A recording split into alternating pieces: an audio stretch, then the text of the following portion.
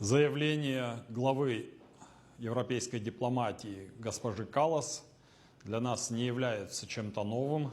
Мы уже наблюдали такие попытки повлиять на позиции отдельных государств, которые признают государственный суверенитет Республики Абхазия, которые выстраивают собственное сотрудничество с нашей страной.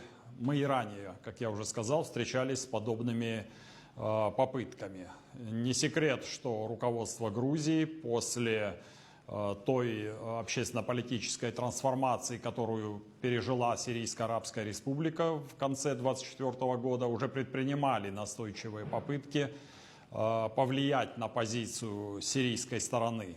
Действовали и через европейские структуры, а также были попытки через руководство Турции добиться желаемого результата. Как мы знаем, ничто из перечисленного не увенчалось успехом.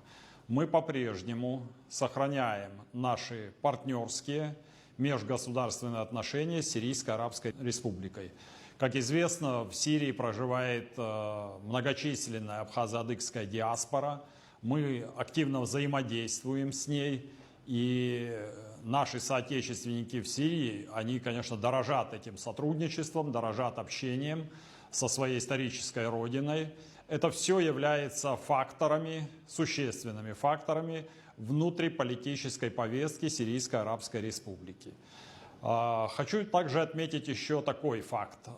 Все эти попытки, о которых мы узнаем из средств массовой информации, из заявлений европейской дипломатии, они носят притянутый и ангажированный характер. Здесь и ссылки на устав ООН, который также выглядит весьма односторонним, поскольку в уставе ООН записано, помимо прочего, записано еще и незыблемое право народов на самоопределение. Абхазия в полной мере реализует это свое право и выстраивает отношения со странами-партнерами на равноправной, уважительной основе, на уважении, взаимном уважении суверенитета. Оно носит очень конструктивный характер, наше сотрудничество с Сирией, и не направлено против третьих стран. Сегодня наше сотрудничество развивается поступательно. Мы уже осуществили 2 полномасштабных визита в Сирийскую Арабскую Республику. Сегодня мы находимся в преддверии 3-го визита.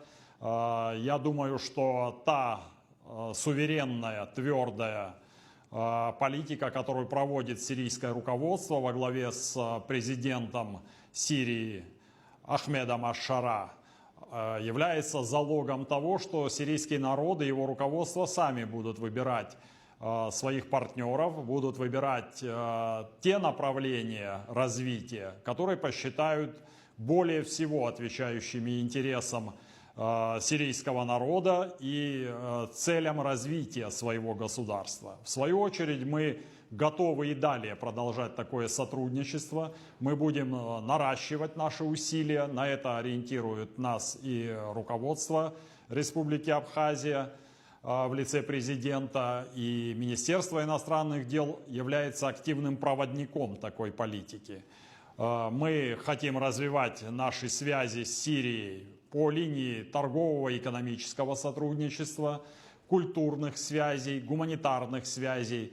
У нас существует обширная программа образовательная, согласно которой юноши и девушки из Сирийской Арабской Республики сегодня проходят обучение в стенах Абхазского государственного университета. И количество этих студентов из дружественной нам страны, оно год от года растет. Мы и дальше будем продолжать развивать такие интересные направления взаимного сотрудничества. И думаем, что все попытки диктовать чью-то чужую волю руководству Сирии, они обречены на неудачу. Потому что, как я уже сказал, Сирия проводит собственную суверенную политику. Да, конечно, сегодня расширились, и значительно расширились контакты сирийского руководства с внешним миром. И это не только страны региона, страны Ближнего Востока, Центральной Азии, и соседних регионов. Это также и действительно и европейские страны, но кроме того мы должны понимать, что Сирия активно сотрудничает и с нашим главным союзником и партнером, с Российской Федерацией.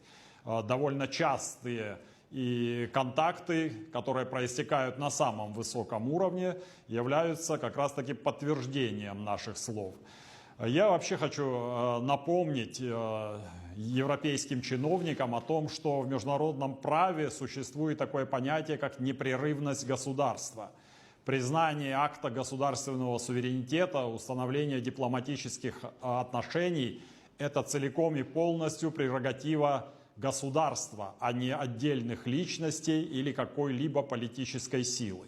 И этот принцип в полной мере на сегодняшний день, подчеркиваю, выдерживает сегодняшнее современное руководство Сирийской Арабской Республики. Мы приветствуем такие подходы, как я уже сказал. Наше сотрудничество нацелено только на созидание, на развитие взаимных отношений, на расширение гуманитарных, культурных и экономических контактов, то, что служит процветанию, развитию, устойчивым связям между народами двух стран и между нашими государствами.